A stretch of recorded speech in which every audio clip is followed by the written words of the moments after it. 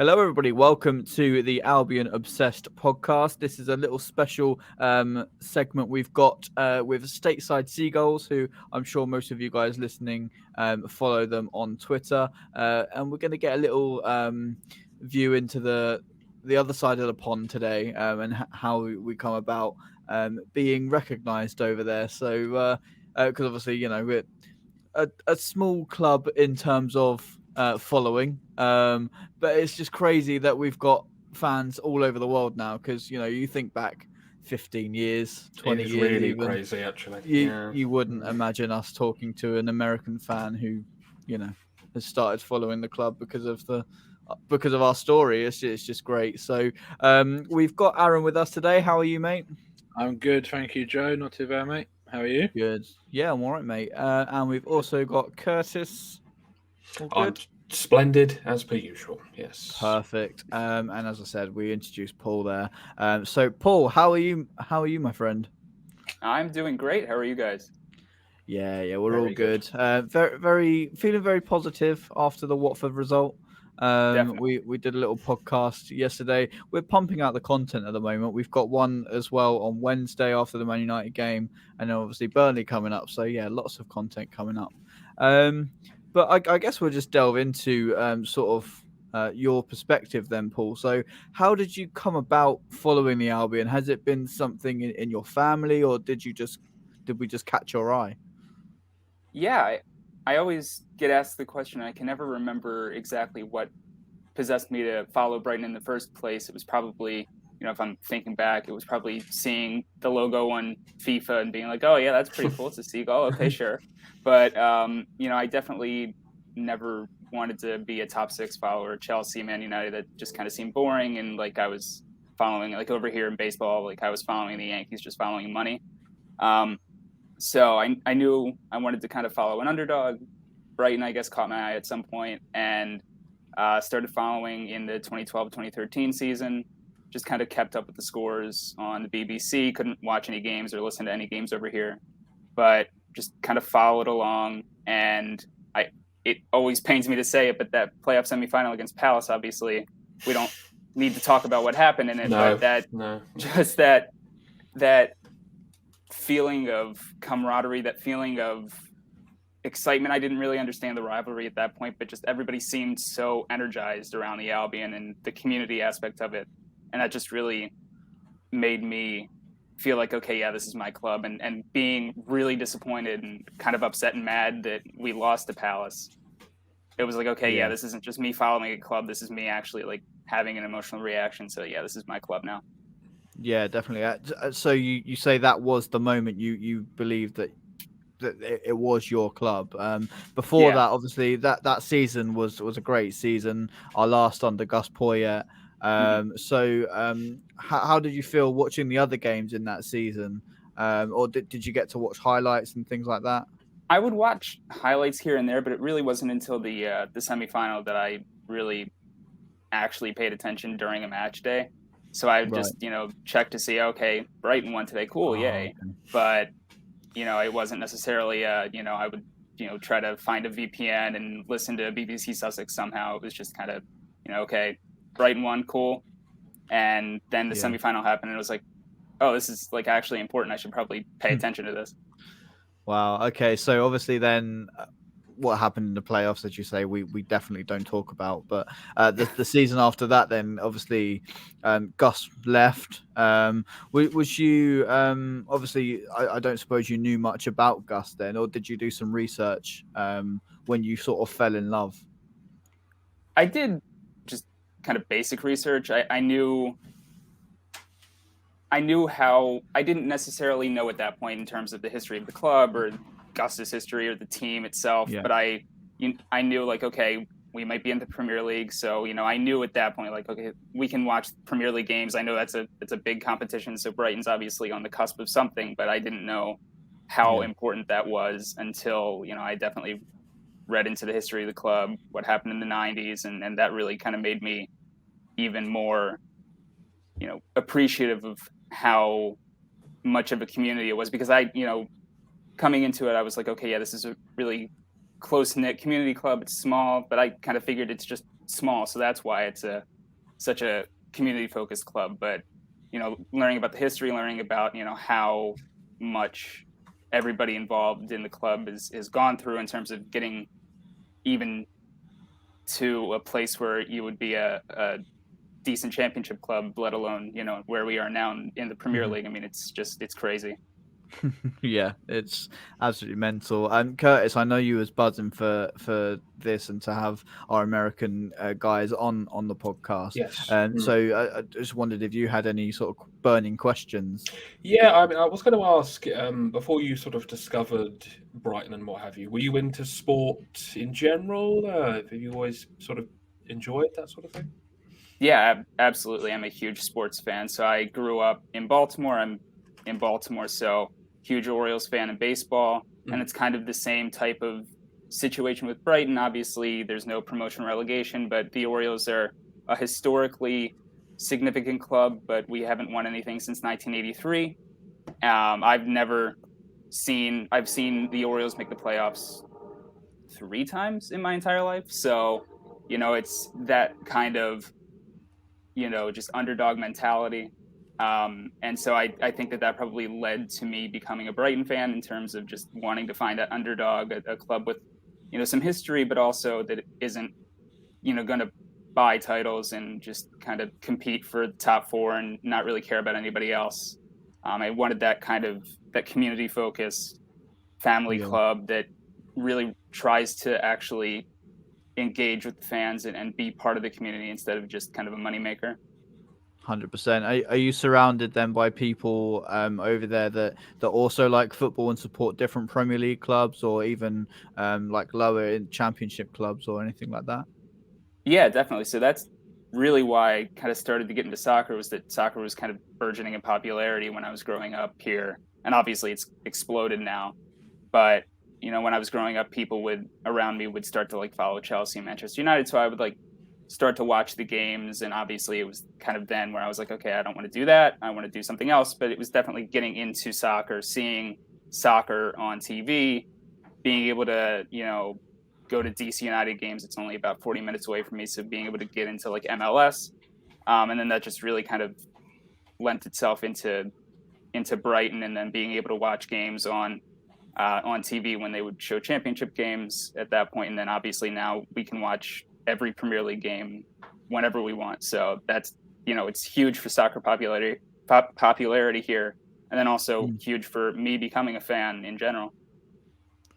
Yeah, definitely. And obviously good that we get into the Premier League and you can watch every Premier League game as well. Exactly. We're in the same country and we don't get that pleasure. I know. We obviously do get the pleasure of actually getting to the ground and being season ticket holders, which, is probably, definitely better than watching on TV. But have you actually come over to the UK and been to the Amex yet at all? Yeah, so I've been twice. I came in 2016. I didn't get to go to a game at the Amex, but I went on a stadium tour at the Amex, kind of saw Brighton for the first time, the city. Amazing. Fell in love all over again, and went up to a match. I went to Blackburn in January 2016. Bobby Zamora scored. We won in the snow. That was my first experience at a Brighton match, and that was just unbelievable. Being in the away end, it was craziness. And then I actually got to come over to Brighton in 2018 for the Crystal Palace match, the 3-1 10 men. Nice. The Amex. What an experience. I couldn't have picked a better one. No, you couldn't. No, definitely not. Oh, been home and away, and they're probably the first one you got was probably the best introduction to English football in the snow in Blackburn of all places. So fair play to you for that. And obviously, that Palace game, we talk about that to death on this podcast. And just cutting back then to, obviously, as you say, that the first season you started supporting the club was the first time we got into the playoffs in the championship. So just looking at that, obviously the season after we got into the playoffs again, how was your experience sort of following that season? And obviously the playoffs that season were very disappointing again, but obviously that final day against Forest, was you following that as well? Yeah, absolutely. So that season I was definitely making a more concerted effort to follow along, so I wasn't able to watch games, but I would tune into BBC Sussex and listen to the games. follow along during a match day on Twitter, or, on the website, checking out, what was happening in the game. And then that final day against Forest, I found a stream. I won't say where, but I found a stream, was able to watch. And I was in a dorm room at college at that point, and I probably woke everybody up that morning when Joe scored. That was just an unbelievable moment, probably one of the best moments that I've had supporting the Albion, because it was really the first time I was able to watch, and then that iconic moment happened, and it just really cemented at that point. Obviously the Crystal Palace matches in 2013 was like, okay, this is kind of the catalyst moment. I'm a fan now. The Ajoa moment against Forest was, this is my life now. Yeah. Welcome, and we're sorry for the heartbreak that we've given. Obviously now, obviously riding high in the Premier League. Obviously, I could go through every season and in detail, but in 2017, finally we get to the promised land under Chris Hughton, and your first game obviously in 2016. So how was that finally seeing that squad? Was there other Albion fans around you at that time, or was you the only one getting to relish in that moment? Yeah, so I definitely made my family Albion fans just as much as I could. Obviously, it's hard to make somebody exactly, and especially when nobody over here is really able to watch on TV, it's hard to make somebody who's not into it get into it, because it's like, oh yeah, here, listen to this radio station that I am listening to for half an hour or like an hour and a half every Saturday morning. But yeah, once we got into the Premier League, and obviously we in the Championship we have maybe 2 or 3 matches a week in the Championship over here. So we would be able to watch if the Albion were on at that point a couple of times. But until we got to the Premier League, it was definitely, you had to actually make a concerted effort. You actually had to be a fan of the team. So there weren't really many fans around me. It was actually in the 2016 season, right before, I think right before Middlesbrough, actually, I made the Stateside Seagulls account. So I was just like, okay, I know I'm a fan here. We might get promoted this year. It's looking pretty good. Obviously, we had to wait until the next season, but I should probably do something about this. I should try to find people. I knew that there were a couple people who would comment on things on the Albion Twitter account who were in like California or things, but I didn't know anybody else, and I wanted to see if there was actually people over here. And that obviously has exploded now that we're in the Premier League. I started just kind of trying to find anybody else crazy as me, and now it's, we're converting people over here, and it's become absolutely massive. So it's really fun to see. Yeah. I see fans in South Africa, Australia. Obviously, there's Seagulls Down Under. There's BHAFC Netherlands. We're dotted all over the globe now, which is basically we're massive. Yeah, we are. We're bigger than Leeds, basically. So obviously, as you say, you mentioned that we're branching out. I see a few like BHAFC Arizona. I've done a little bit of graphic work for them. So when you made that account, obviously now it's got a big following. When you made that account, was you also getting in contact with people in the UK to sort of get some links over here as well? Yeah, definitely. So obviously the core idea of it was getting people over here, seeing if there was anybody over here, converting the people that I knew over here to be Albion fans. But it's always kind of been my goal, especially with the history of the club and how much the community means to the club and vice versa. I didn't want it to just be like, oh, we're fans over here. We don't have any connection to the Albion. We just are fans. I definitely wanted to have that connection to the community. I wanted to be able to say, we're doing things to benefit Brighton, not just be a fan, but actually get involved in the community. So we've definitely branched out, helps raise money for Albion in the community. Whenever we have fans go over, definitely, check out the city. Don't just go to the game and, go back up to London to catch your flight. Check out Brighton, check out the local eateries and pubs and everything. It's it's a brilliant city. I absolutely love it. Both times I've been, couldn't have asked for a better experience, and the people are so welcoming, and obviously you guys having me on the pod and everything, it's just been an unbelievable experience. So it's definitely one of those things where it hasn't necessarily just been I want to create the fan base here and we don't think about what Brighton is like. I want it to be integrated with what it's like to be an Albion fan on the ground in Brighton as well. No, huge fair play for that. And obviously, you say that you do go into Brighton, and when you are here, I am going to press you for your favourite place in Brighton, then, except for the Amex. Oh man, I'd love it if you said, "I love the sea. The sea's really nice." Well, the only times I've been are in January and December, so I haven't actually been in the water. But you would want to. Yeah, you would want to. Yeah, exactly. Oh man. Gosh, I'm trying to think. Can't remember. Oh, we went to a really good sandwich place, Hell's Kitchen, I think it was called. Okay.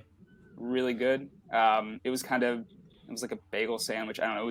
It hit the spot. It was the morning before we went to the game, so went to the pub the night before, had a few pints. Definitely needed something in the morning, and that really hit the spot.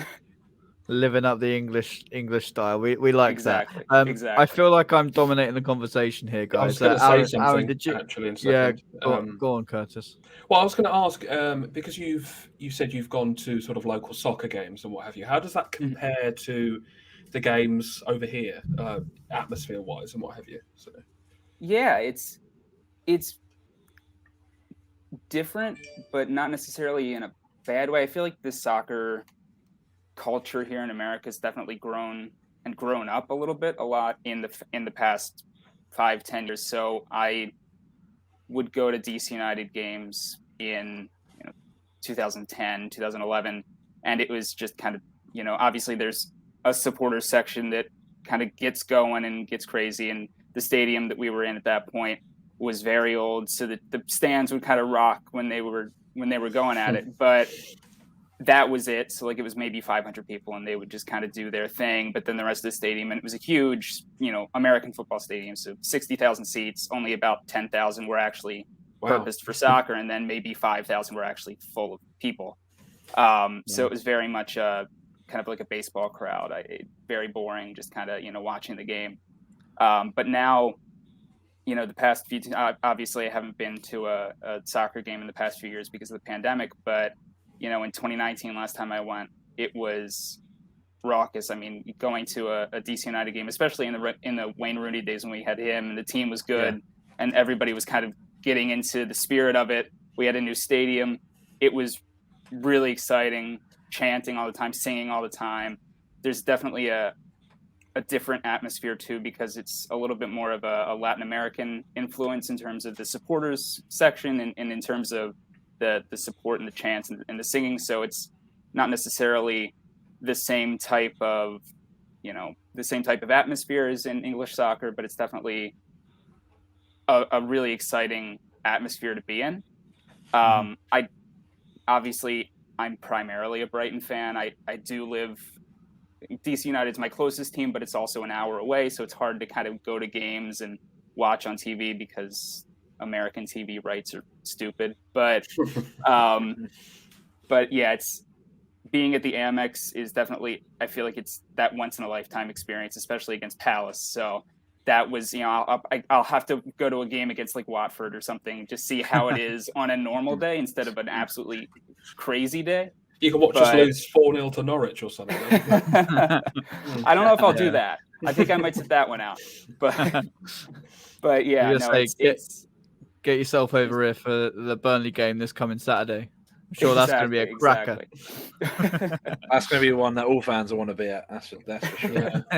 I think the Brighton Bird's going to be at that game, so I'll have him. Yeah, I believe so. Yeah.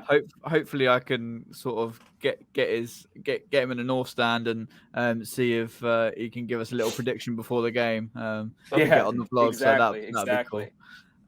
You mentioned DC United, just putting it back to that. I saw a clip the other day of Wayne Rooney absolutely hammering it back to defend.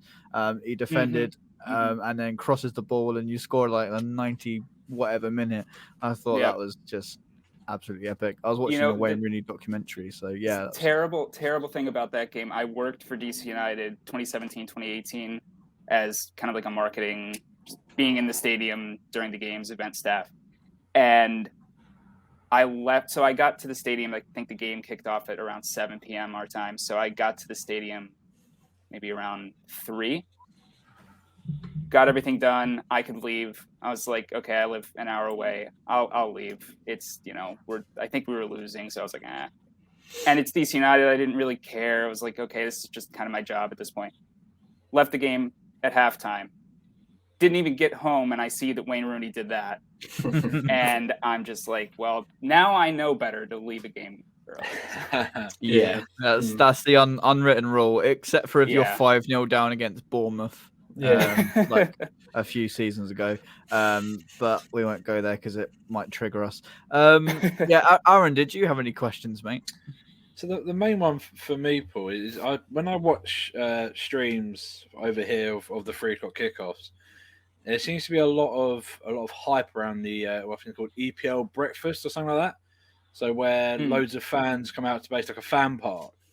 I was wondering, have you seen many fans? Have you gone to these fan parks before yourself, or have you seen a number of Brighton fans go to these sort of events before? Yeah, so we've had a few events here. NBC has the TV rights over here, so they put on the events over here for I think it's My PL Mornings or something like that. But it's definitely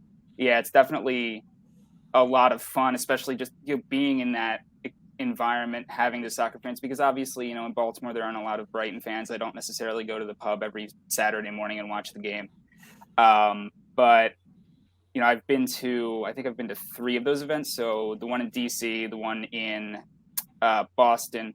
I flew up to Boston, which is about a 2-hour flight, and back on the same day for that one. And then LA, I had my in-laws live in LA, so I went to that one for the weekend. I went, basically for 48 hours, flew out and came back. And it's just an unbelievable experience. Just being able to see just so many different fans of so many different teams, not even Premier League teams, but, teams who have been in the championship for a while, just being able to be in that soccer experience. Yeah. I feel like it's kind of the next best thing to going to a Brighton match at the MX or wherever they were playing that. I think they were playing Manchester City at the Etihad that day. It always seems to be that Brighton lose when I go to those events, though, so I might sit the next one out. But yeah, no, it's a lot of fun. There have been so many Brighton fans that I've met at those events. So even people that I didn't know on Twitter, people who are just, I show up and there are people in Albion kits or with an Albion hat, and it's just like, okay, this is crazy. Like when I was starting to follow the team, I was the only person, and now there are people that I don't even know about that are Albion fans who are watching, who are living and dying with every result. And it's unbelievable to see how massively we've grown in terms of, on the pitch. Obviously it's been unbelievable, but then off the pitch with Stateside Seagulls, with, the fans over here, and being able to watch on NBC or on Peacock, which has been really massive just in terms of being able to grow that supporters group, because people are able to watch our games, able to watch how we play, able to hear our story, and they connect with us. And that's just been just an unbelievable experience, and something I could never have dreamt of when I started Stateside Seagulls 6 years ago. Yeah, for me, it's strange. Like I supported Brighton since I was 4, so 2000, 99, and now to know we have such a following all across the world is crazy to me. It generally is. I still can't really wrap my head around it. The fact we're playing in the Premier League is one thing, but to know that we've got fans around the world who are watching us week in, week out when they can, or listening to us, is just mad to me. Crazy. For me, it's crazy. I think it was a boxing event or a UFC event. They panned across the crowd, and I saw someone in a Brighton shirt, and I was like, "Oh my god, what the hell? This is in Las Vegas or something like that." Right. I was like, that's crazy. There's signs like saying Shane Duffy or Lewis Dunk in some places. Yeah. It's just mental. Yeah. Do you think then, obviously that fan base has grown over our journey to the Premier League. Do you think if, God forbid, anything was to happen and we were to drop back to the Championship, that main core of people would stay supporting the Albion?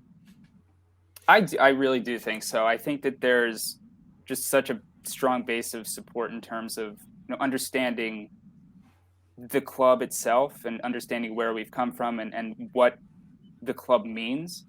And also, it just logistically speaking, it's a lot easier to follow the Albion wherever they are, Championship, League One, League Two, God forbid, because we do get some games that we used to not be able to. So when I started supporting, I couldn't watch any Championship games at all. And now we get at least 2 or 3 a week on ESPN Plus, the streaming service. It's easier to be able to listen. It's easier to be able to watch YouTube highlights, follow the team on Twitter, have those conversations, be on podcasts or listen to podcasts and understand what's going on with the team. And, obviously having Stateside Seagulls has been really helpful too, because when I started following the team, I didn't have anybody over here that was a fan. So if I stopped supporting the Albion, nobody would care. Nobody would know. It was whatever. But now that we have Stateside Seagulls, there's places you can go and watch the games, have a community. In New York, it's like 20 or 30 people at this point. So having that community to be able to have those conversations, have those Saturday mornings in whatever league you're in, I think that's really been helpful, growing the fan base and then maintaining the fan base no matter where we go, because it's just that close-knit support group that you have. And that's just, that's kind of been the goal of Stateside Seagulls. And, I think that it's, whether we're in the Champions League or in the Championship, I think that we're going to have a strong supporters group here for years to come. Yeah. Definitely love to hear that. And obviously, how much of a part do you think Stateside Seagulls have played then in branching the Albion out into the US? Because I see you do a lot of work with PL, the Premier League in the US. That account tweets and reacts with you quite a bit. Correct me if I'm wrong, but how much do you think that's affected it? Yeah, I hate to toot my own horn, but I think that it's definitely really helped out, especially just having that centralized group, having that understanding that there is a supporters group here in the States for the Albion. So I know that there are some clubs that, like Everton or Chelsea, that have a verified account that do their own marketing for their club here in the States. But, having a fan-led group here for Brighton, and having a fan-led group that cares about the club, that has an opinion about the club, but cares about the fans and cares about the community, and really connects, or at least tries to connect, the experience here in America of following the Albion with the community, and the experience of supporting the Albion home and away in Brighton. I think that's really helpful, just seeing what it's like on both sides of the pond and being able to have that shared experience, knowing that there's people like me in New York or in Baltimore, in Tulsa, Oklahoma, or in Los Angeles, or wherever it is, having that shared experience, knowing where to find games, knowing where to find supporters groups at pubs or, wherever. That's really at least been helpful for me, seeing how much we've grown and how much the Albion is, it is kind of shown here and how much support we have here. And then also being able to have that base of support to know that, okay, this is helpful what I'm doing. This is helpful in terms of getting people to support the Albion, know what we're doing, know what our story is, and where we can go from here. Yeah, I have to say it is unbelievable work, and we're so privileged to have such a fan base in the US as well. I interacted, to say, with quite a few of the guys over there, and they're all sound people, yourself included. So yeah, really fair play to you. Let's talk about then obviously this season and the current squad and how you're finding things at the moment in the Premier League. Obviously, really positive. We sit ninth at the moment. 3 points off of European places. How quite positive a large gap between us and Palace as well, which is pretty good. Indeed. How positive are you that this will be our highest points tally and our highest finish in the Premier League? I think it's, I don't want to say assured at this point, because anything can happen, but I think it's almost as assured as you can get that we're gonna breeze past 41 points at least. So when the season started, obviously the goal has always been, avoid the drop, stay in the Premier League, do whatever you can continue going forward and hopefully get to that top 10 goal at some point. But this is just kind of blown me away in terms of how many points we've picked up, how many draws we've picked up, how many draws we could have really gotten wins out of, and how far up the table we could be, instead of kind of like, okay, we've been lucking into draws and this is kind of an anomaly. This isn't necessarily where we belong. We belong probably even higher. And it's just, it's crazy to think about, especially in terms of where we were when I started supporting the Albion and, where we've been.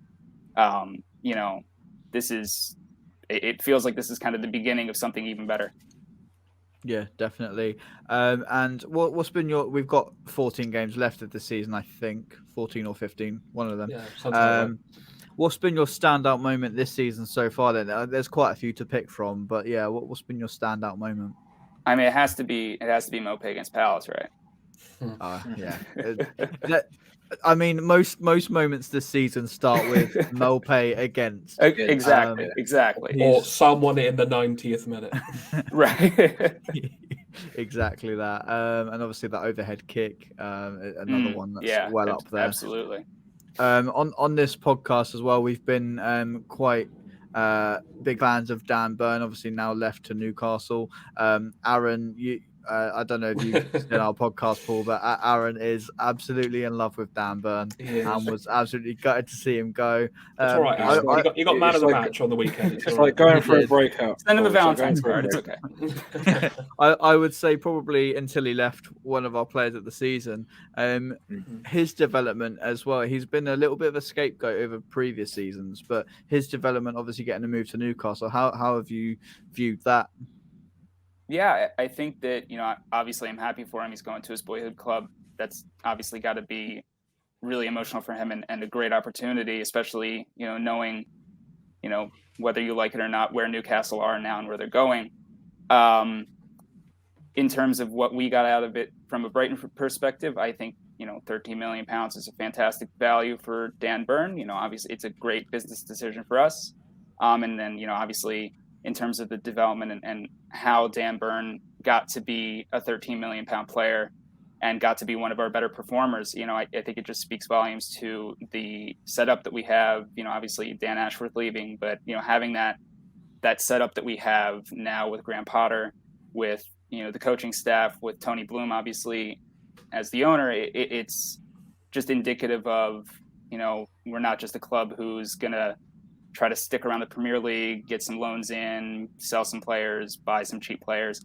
We're developing from within. We're developing players that we not necessarily even just brought through the academy, but bought, like Neal Mopé. I mean, he's grown leaps and bounds since he's come in.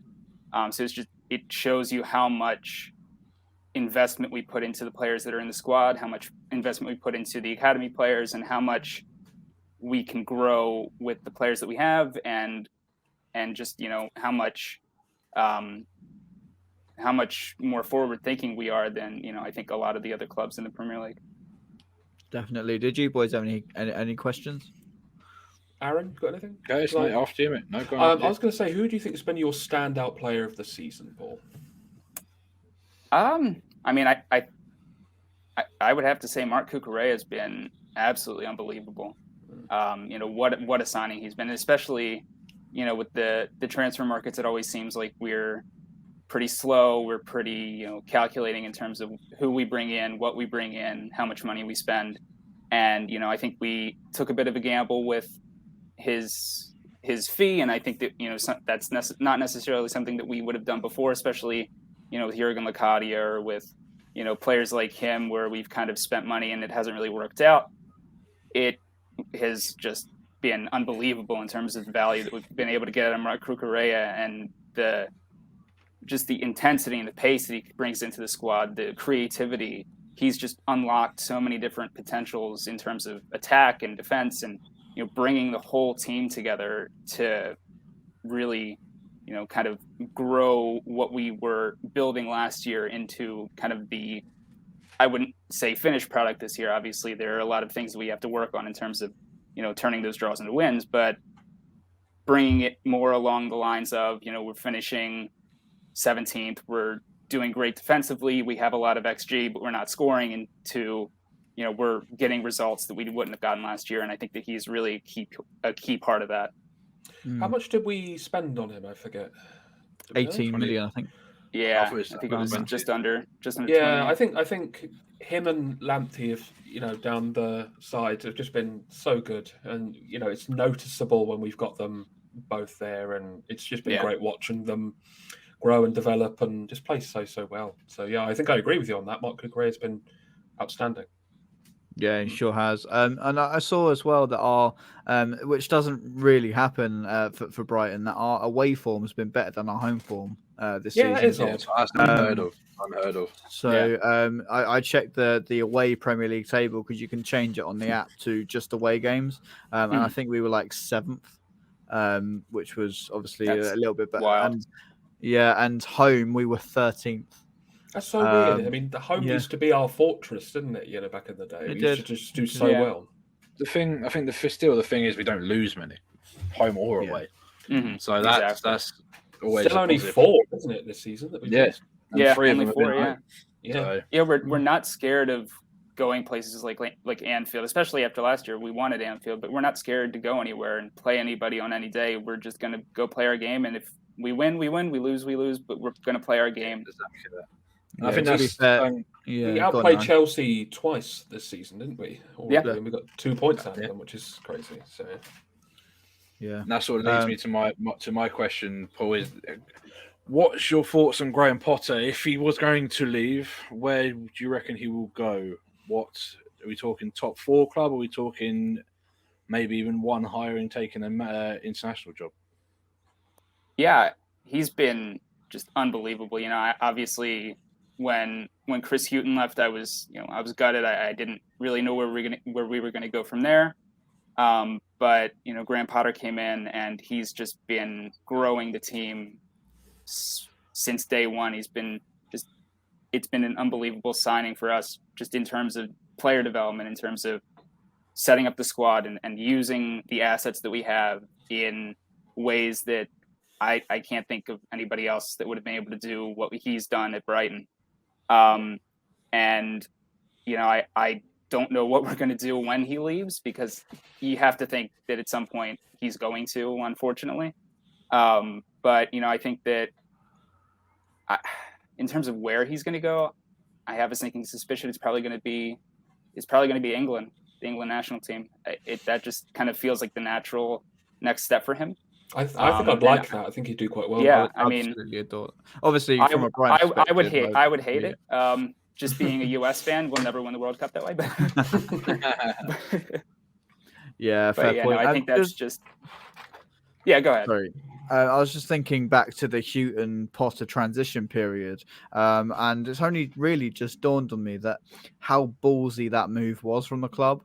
You think about Chris Hughton with so much Premier League experience and experience as a manager and as a coach, to get in a guy that managed at Östersunds, which is an okay level. Obviously, they were in the Europa League, and then move into Swansea. Not much experience in England, only 1 season.